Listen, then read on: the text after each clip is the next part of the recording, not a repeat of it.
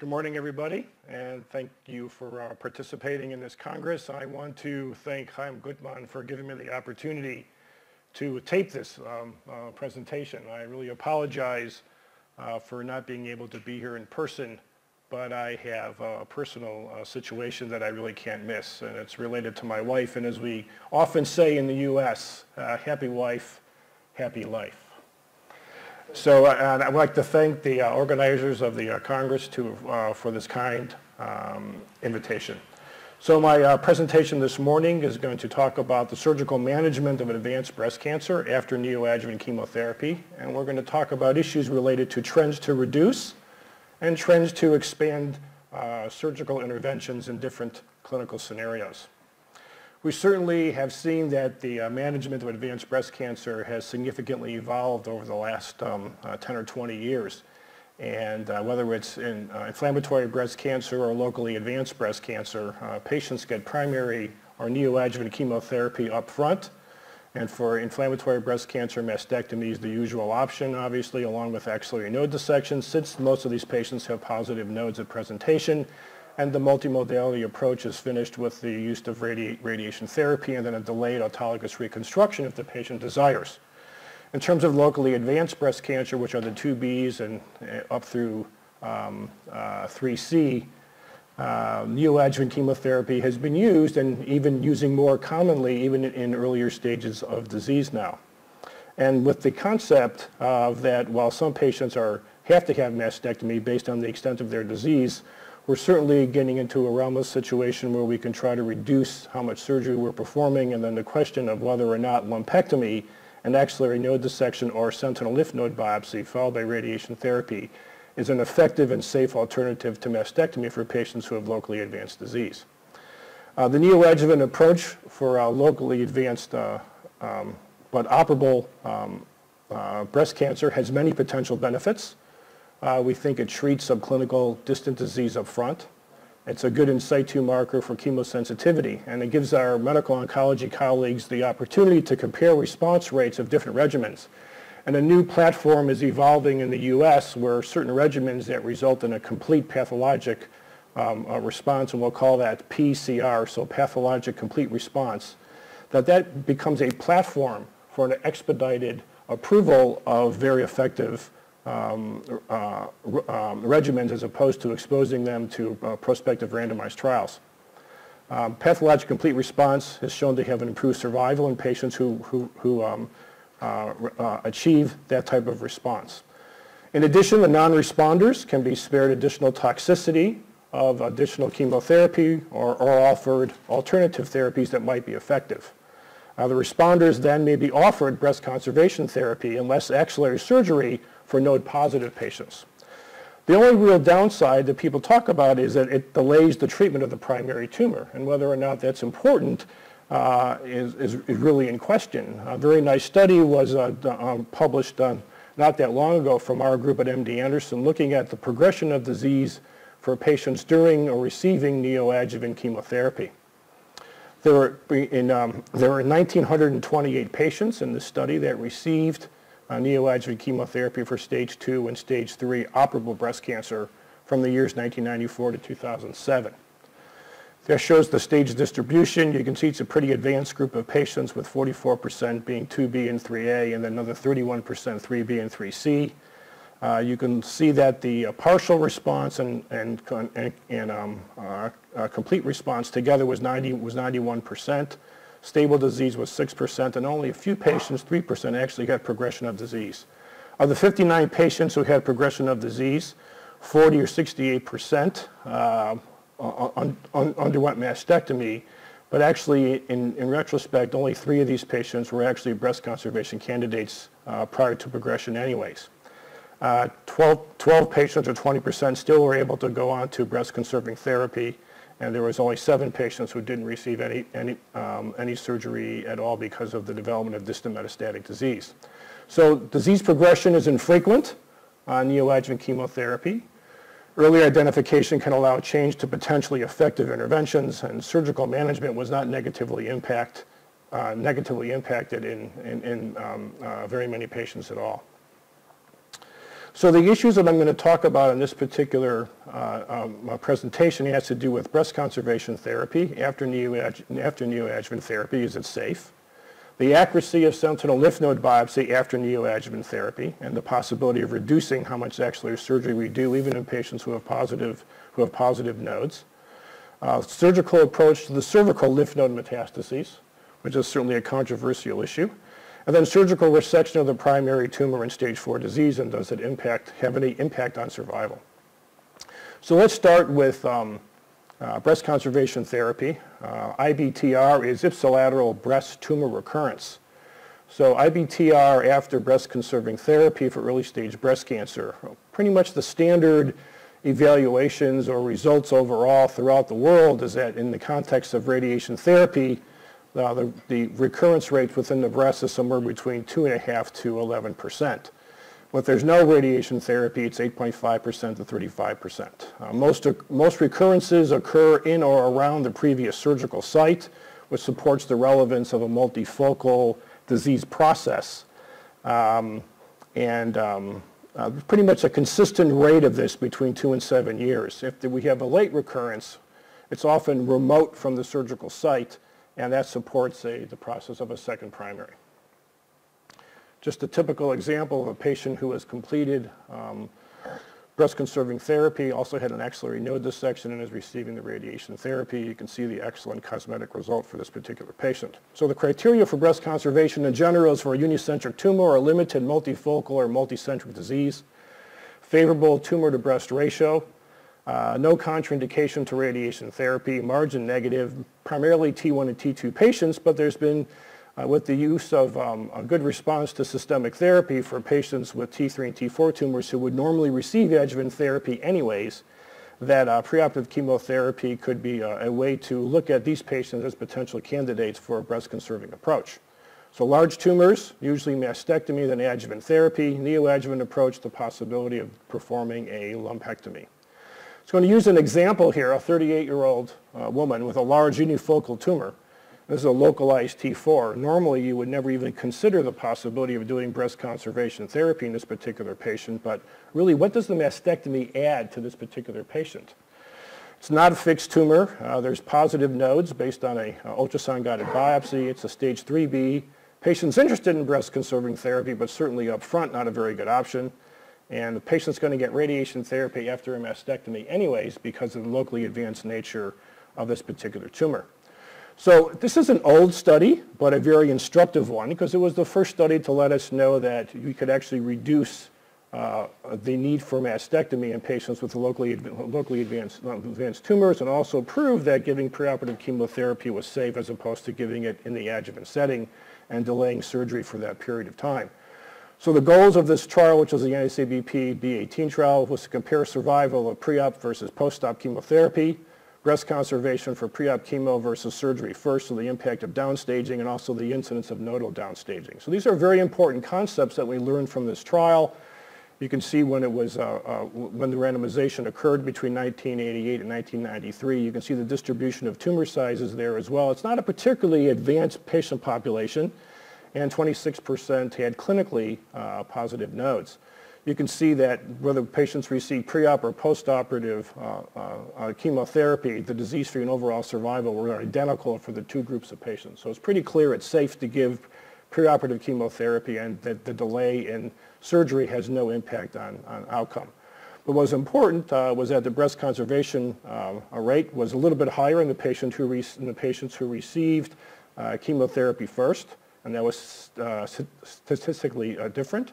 And the important part is that you can see that the higher the response rate, so the patients who had a complete response, 81% breast conservation, a partial response 61%, and stable disease 50%. And for the patients who received surgery first, there was a 60% rate of breast conserving surgery. If you look at the cumulative incidence of ipsilateral breast tumor recurrence, essentially the same between the pre-op and post-operative groups. The other interesting thing is, and we'll get back to this later when we talk about reducing the need for axillary surgery, is that the pathologically positive node rate went down from 58% to 40%. So clearly preoperative chemotherapy sterilized a fair percent of patients who had positive nodes. So at our institution, we looked at our data from patients who received breast-conserving therapy after preoperative chemotherapy from 1983 to 2000 of 340 patients. The stage of disease, actually a more advanced patient population than the NSABP-B18 trial. Median follow-up was 60 months, a 5-year overall survival of 89%. And you can see the ipsilateral breast tumor recurrence and a local regional relapse-free survival is very good, 95% and 91%. And the predictors of ipsilateral breast tumor recurrence and local regional recurrence were N2 and N3 disease, residual tumor in the breast of greater than 2 centimeters, the presence of lymphovascular invasion, and a multifocal pattern of disease.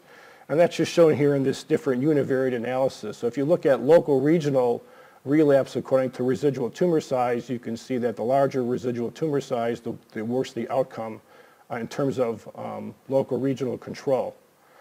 Oops, sorry. Now this is the residual pattern of the tumor. So if there was residual multifocal disease, that patient had a higher rate of developing local regional relapse. Solitary mass was intermediate, and the patients with no residual disease, which is the top line, are the patients that fared the best. And if you look at, according to lymphovascular invasion, the presence of lymphovascular invasion was a poor prognostic factor as well in terms of local regional relapse. Now, if you look at, according to clinical nodal stage as well, how the patients presented with clinical nodal stage was important for local regional relapse as well. The interesting thing is that if you look at ipsilateral breast tumor recurrence-free survival rates according to the initial clinical tumor stage, it's really interesting. It didn't really make a difference how the patient presented as long as they responded.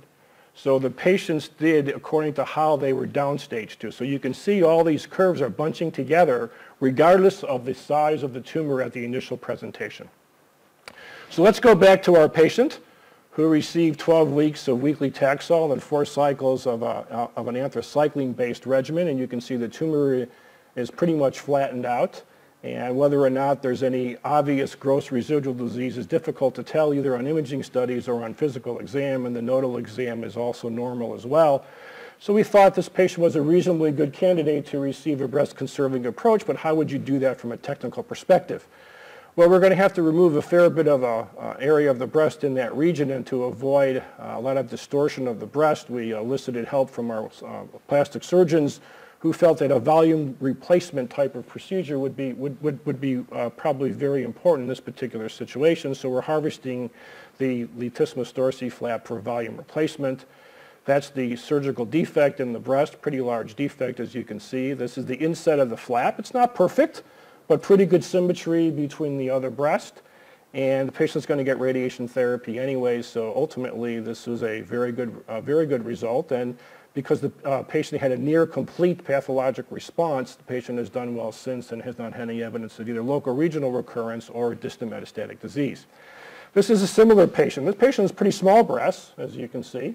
So obviously a terrible candidate for breast conservation up front, but look at the response the patient had to 6 cycles of preoperative chemotherapy, which you can see on the right-hand side. And so now this patient is looking more like a potential breast conservation candidate, and if we believe our own data, this patient should do well also. This is after 2 cycles on the left. You can see the tumor has significant reduction in size after 2 cycles, and after 4 cycles it's barely perceptible on the mammogram line. It's important to put clips in at some point in time, or even a radioactive seed, so we could eventually localize the tumor when performing a breast-conserving approach, which the patient actually underwent successfully as well. So in terms of breast conservation after neoadjuvant therapy, to ensure adequate resection and low recurrence rates, the metallic marker is very important. Pretty much put it in before the tumor is less than 2 centimeters. And the breast excision of the primary tumor site in patients with complete clinical response, boy, you couldn't do that without the presence of the clip or some sort of radioactive seed. So the risk of ipsilateral breast recurrence is a dynamic process, and it's dependent on the response to systemic therapy. So it's essentially related to the extent of downstaging. Breast conservation appears to be oncologically safe in locally advanced breast cancer and equivalent to early stage cancer. If after systemic therapy the lesion is primarily unifocal, there's no extensive lymphovascular invasion, the margins are negative, and there's no contraindications to radiation therapy. Let's move on to the axilla. So as we know that most of the morbidity related to breast cancer surgery is related to what we do in the axilla, particularly after a node dissection, and the women are most fearful of getting significant symptomatic lymphedema. It's pretty clear now that axillary node dissection has been replaced by sentinel lymph node biopsy, a cartoon of which is shown here. And it really has replaced for axillary node dissection primarily in the clinically node negative patients, and we'll talk about the node positive patients in a minute as well. There are 3 large prospective randomized trials compared to axillary node dissection that shows that the sentinel lymph node biopsy is relatively accurate. False negative rates are listed here as 8.8%, 9.7%. Actually, I think in experienced hands, it's actually lower than that. I would say it's more in the area of around 4 to 5%, particularly in surgeons who have a lot of experience with this technique.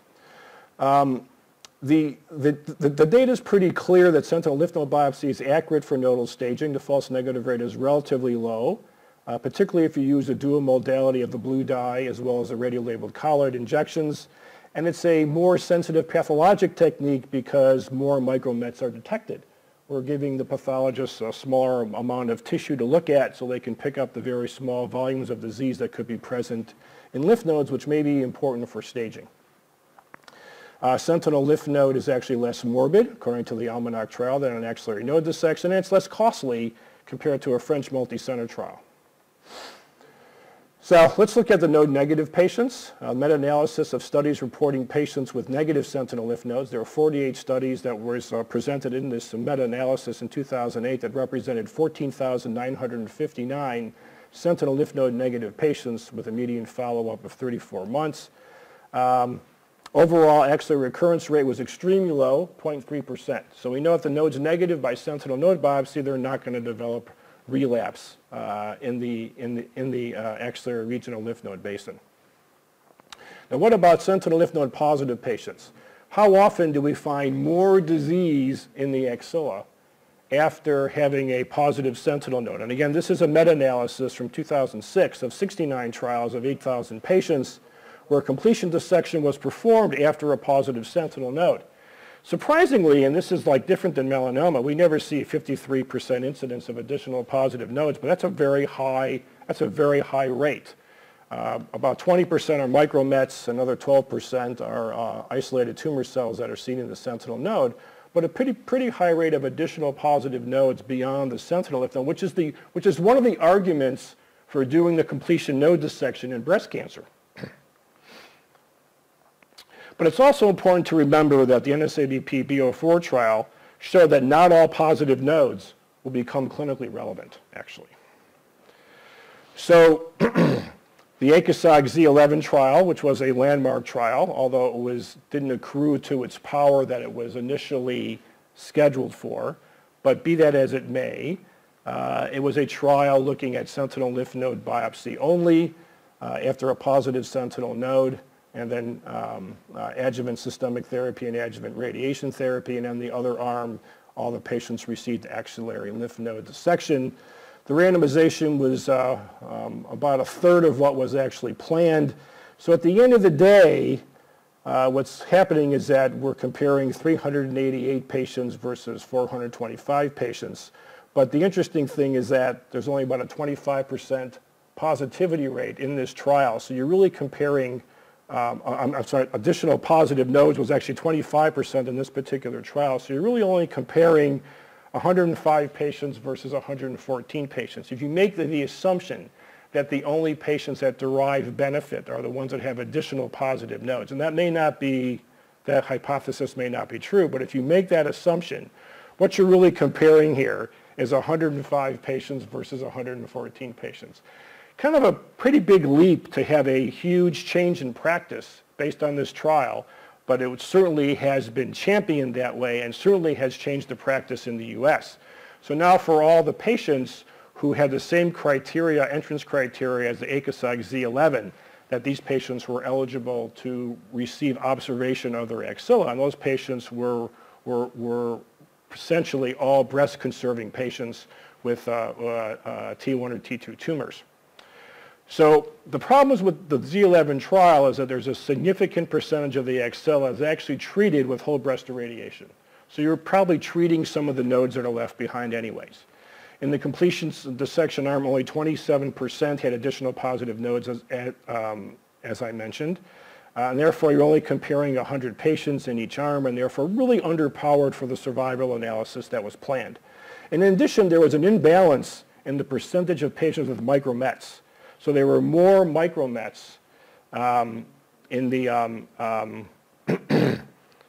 there are actually more patients with micrometastatic disease in the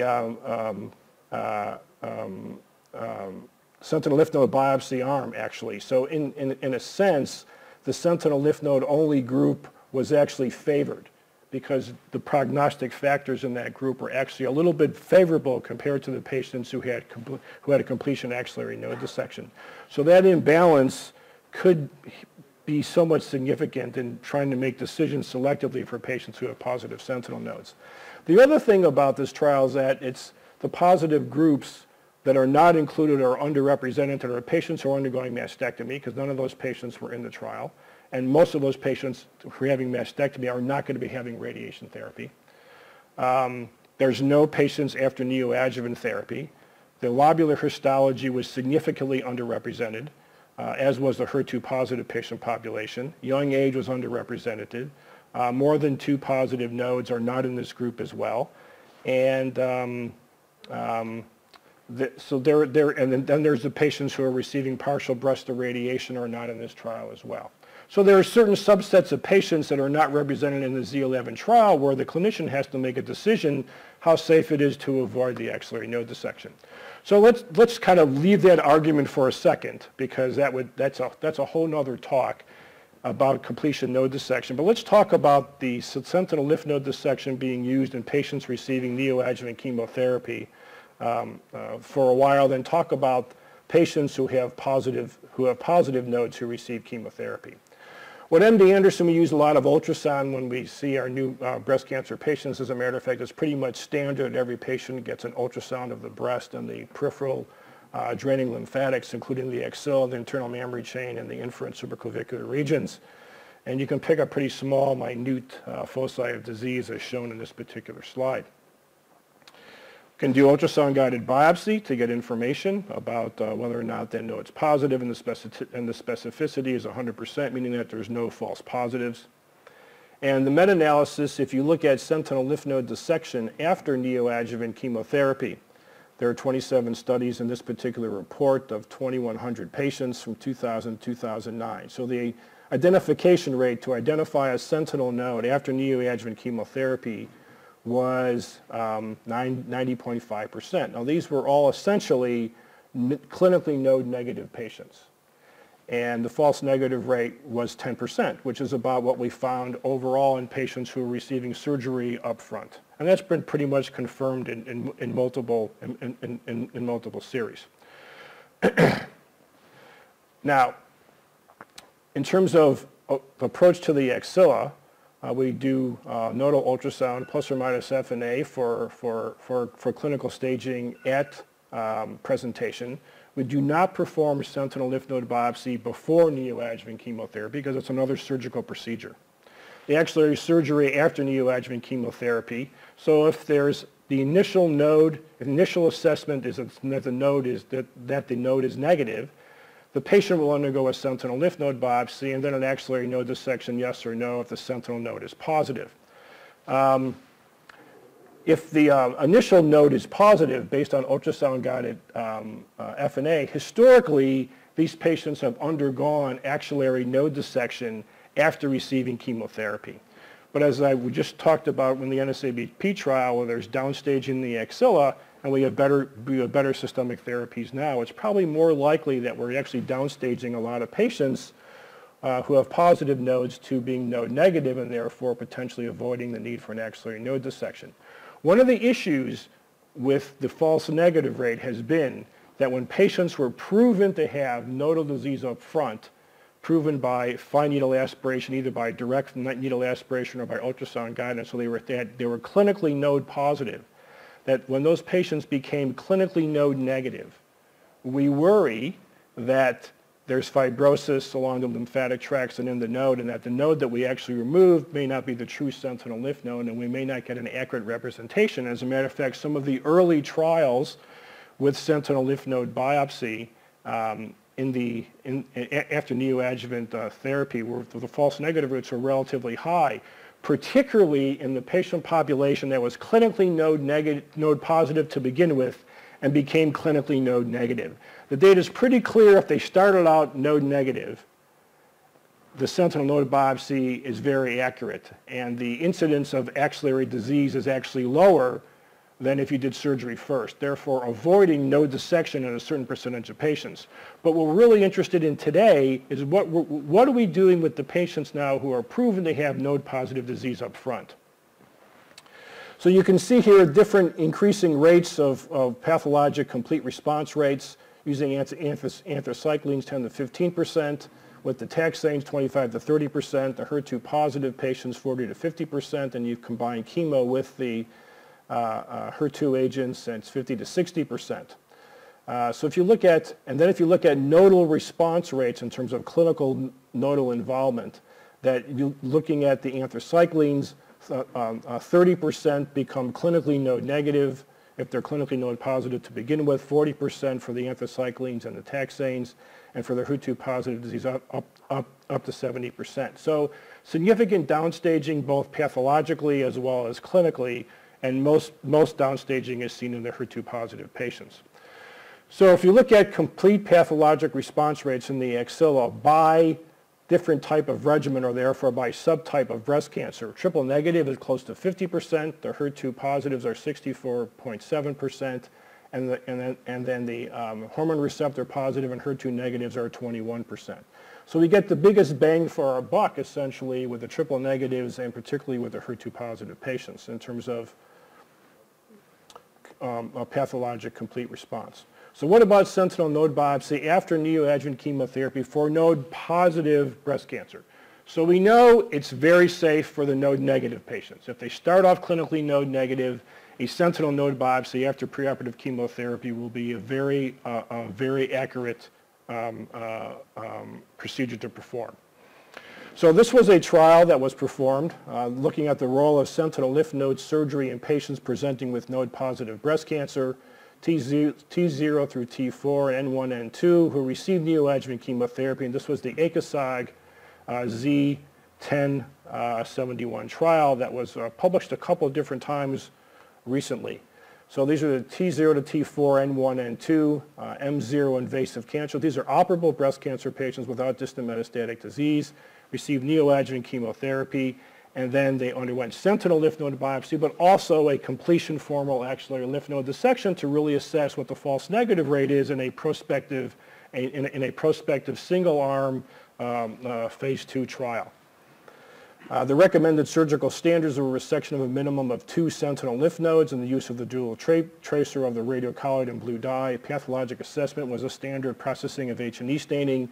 Node positive was defined as tumor greater than 0.2 millimeters, so not including the patients that had tumors less than 0.2 millimeters within the sentinel lymph node. See the identification rates about 93% overall for both the clinical N1 and the clinical N2 patient population. A little less for the clinical N2, 89%. So overall, if you look at to the right of this pie chart, if there was any residual nodal disease, and that was 60% of the patient, which means that 40% of the patients were actually downstaged to be node negative. So all patients up front were node positive, 40% were node negative at the time of axillary node dissection. So the patients that had residual nodal disease were 60% of the patients, and there were a number of patients that where the sentinel node was negative but the axilla was positive.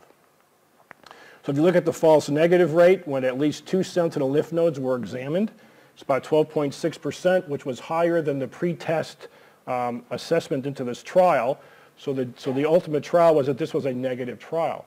In actuality, the people felt that this false negative rate was too high to routinely offer to patients a sentinel lymph node biopsy only after having preoperative chemotherapy for positive nodes.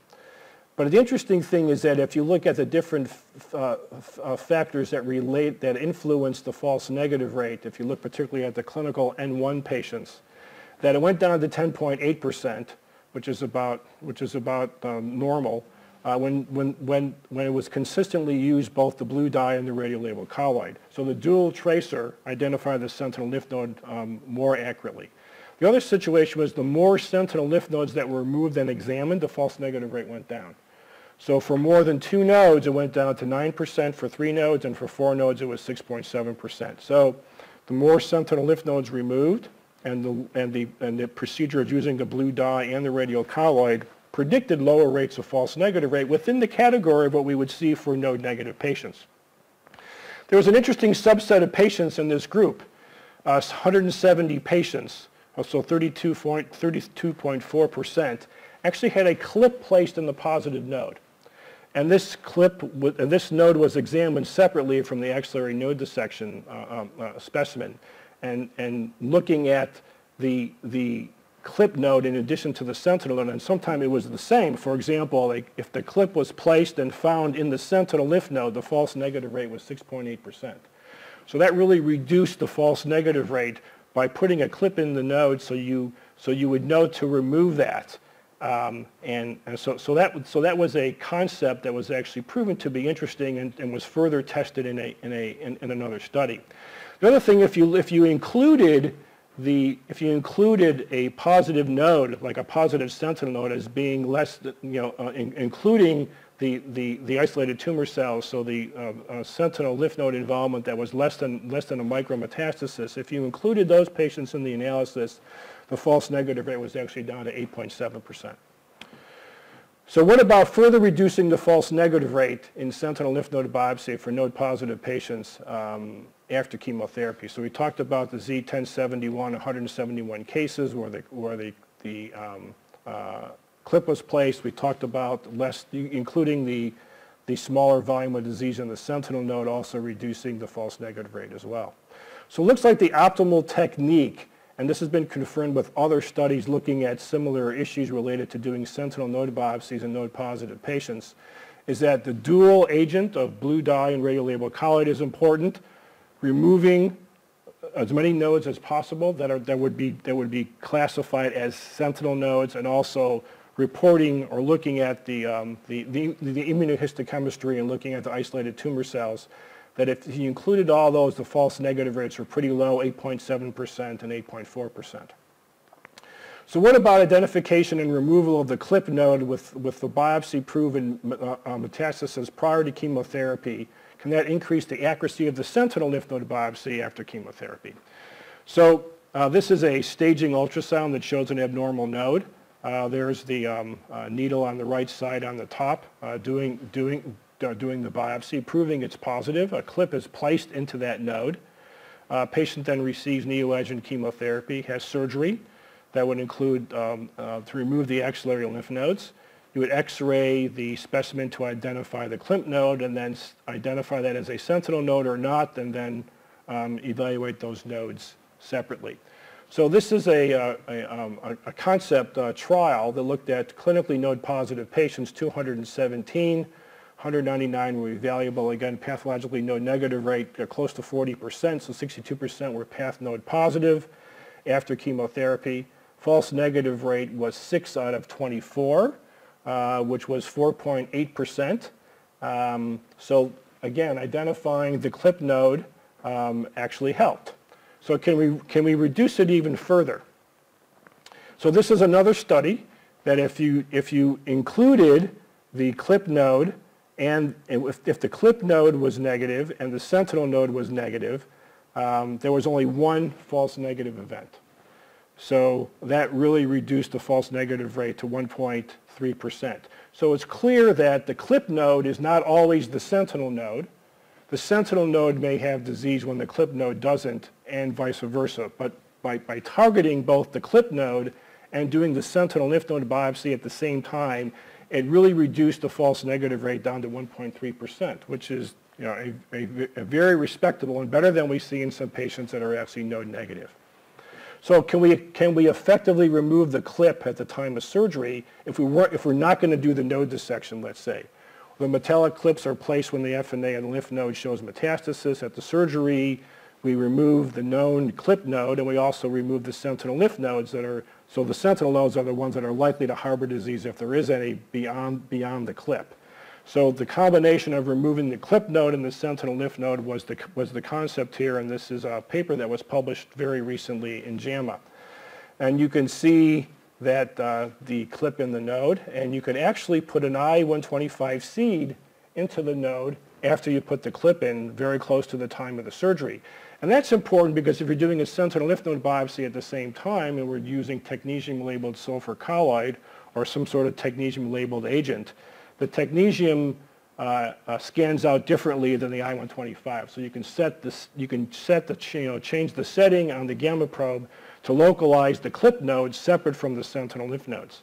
And you can see that here in this particular image. You can see the node with the isotope there. Then you can see which is the I-125 seed, and then there's the node with the isotope as well. So this is a SPECT-CT lymphoscintigraphy that merges a rapid sequence CT scan with the radionucleotide imaging, and you can separate the clip node from the sentinel nodes. So this is called targeted axillary dissection, and this is an ongoing trial, and the initial false negative rate is around 2%, so pretty much confirms what we had seen previously. So in conclusion, the clip node, if the clip node is not, sometimes the clip node is actually not retrieved as a sentinel node 23% of the time. So 23% of the time we'll find sentinel lymph nodes beyond the node that's clipped. So the clip node is not always the sentinel node. The false negative rate when you do sentinel lymph node dissection alone is 9.9%. The evaluation of the clip node alone is 4.8%. And when you do a targeted axillary dissection, removing both the clip node and the sentinel node, it's down to 2%. And this study is actually in press. So let's move on to a very short topic, but it's on the other end of the spectrum. It's the patients who develop recurrent cervical disease or recurrent supraclavicular neck disease, or who present with that as well, whether or not there's any role for doing surgery for those patients. Historically, they've been classified as patients having metastatic disease or having M1 disease. But the recent AJCC staging criteria changed supraclavicular node disease from M1 to 3C. Supraclavicular disease represents regional spread of disease, not unlike axillary disease, so why not treat these two nodal basins in a similar fashion? Neck dissections, levels 3 through 5, are actually very well tolerated and have a very low risk of complications. We've done close to 70 cases at MD Anderson. We've had 2 readmissions for infection. There's been 2 re-explorations for chyle leak, and there's been 1 phrenic nerve injury. Patients seem to tolerate it very well, and actually we have a fair number of long-term survivors for patients who underwent this particular procedure either before receiving radiation therapy or after receiving radiation therapy. And here's an example of a patient who had neck disease as well as infraclavicular disease. And you can see before chemotherapy how much disease there was in the neck and in the infraclavicular region. And there you can see the response to therapy as well. And despite having a very good response, this patient still had about 15 nodes positive as well. So what about primary tumor resection in stage 4 disease? So mechanisms for improved survival. The hypothesis is that you can reduce the number of circulating tumor cells, particularly breast cancer stem cells, could reduce some source of new metastatic foci, and has been associated in some studies with improved survival. And also by removing large tumors, you can potentially reverse some of the immunosuppressive impact that the primary tumor may impact on the host immune system. There are at least 3 retrospective studies reporting improved stage 4 survival of 40% when the primary tumor and regional disease is removed. Multivariate analysis showed that surgical resection was an independent predictor of outcome. In every study, however, the surgery group had significantly more favorable prognostic factors. I recently operated on a patient like this, and the reason why I operated on her is because she had a very good response to systemic therapy, but she still had a fair bit of regional disease that could potentially cause symptoms. So if they get to the point where they can actually have surgery, it's a more favorable group. So it's really a biased evaluation. Then there's another study showing no survival impact with surgery when the various confounding factors were included in the analysis. It's really a controversial issue. There's a protocol that's been slow to accrue in Europe. It's a randomized trial assessing the survival impact of local regional treatment in stage 4 breast cancer. It's based on the first presentation of disease with documented distant metastasis and synchronous intact primaries. The primary has to be operable, no inflammatory breast cancer, a good performance status, stratified by the known stage 4 prognostic factors. The surgery group will have surgery prior to systemic therapy. So it's a prospective randomized trial of upfront surgery. The study size was reported to be planned on 274 patients. It opened in October 2007, and I have no idea how the accrual is going. But it's powered to show an overall survival difference of 18%. But this is the only real way to show if there's any impact on survival, is to do a prospective randomized trial where patients with stage 4 disease get surgery up front. And I'll stop there, and thank you very much for your kind attention, and thank you for the invitation to present at this year's Society's meeting. Thank you.